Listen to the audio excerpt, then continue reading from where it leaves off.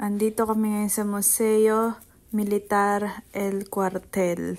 So, ganyan kalaki yung mga tangke at meron kayo agad makikita na mapa, mga bulkan dito sa pagpasok sa may gate nila. Don't worry, free entrance lang yan. Walang na mga hanapin sa inyo or no tickets required.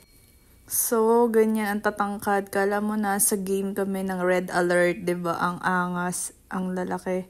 Meron pa silang mala antena satellite. Then, ito yung mga iba pa nilang items.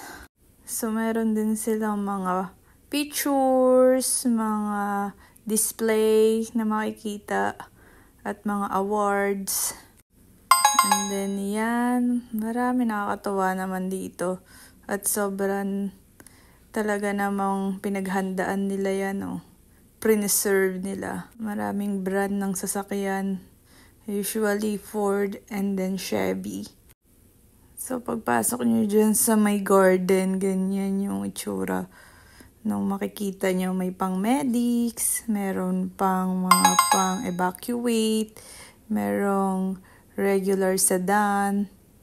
Then pag lumakad pa kayo, may mga makikita rin kayong helicopters and then airplanes. Super laki nun. Yan, yung mga fighter jet, fighter planes, ganon. O, diba?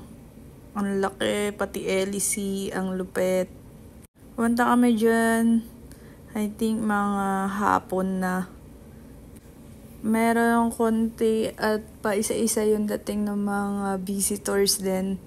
Like turista. So, dito makikita mo yung mga dati at present na presidente ng El Salvador.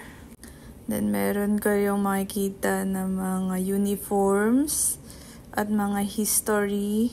Mostly nakalagay na words is Espanyol. Meron din silang mga paintings.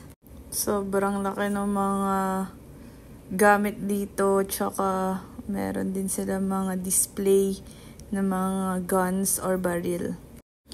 Not sure ko ilang mga rooms to. Marami din silang room, I think mga 10. So dulo-dulo lang din yan. So pwede kayo mag-start dun sa dulo and then papunta dun sa malapit sa may cafeteria nila. Makikita nyo rin may mga militar doon na nagla-lunch or nagme-merienda kapag break time nila. And then, I think meron din mga pamilya na nagvi-visit doon. So, yan tinuturo sa akin